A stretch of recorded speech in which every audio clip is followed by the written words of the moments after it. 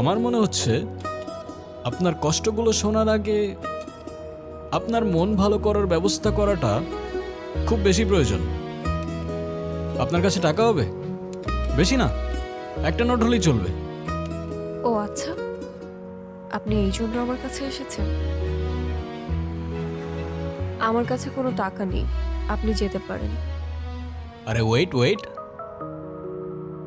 Look at me.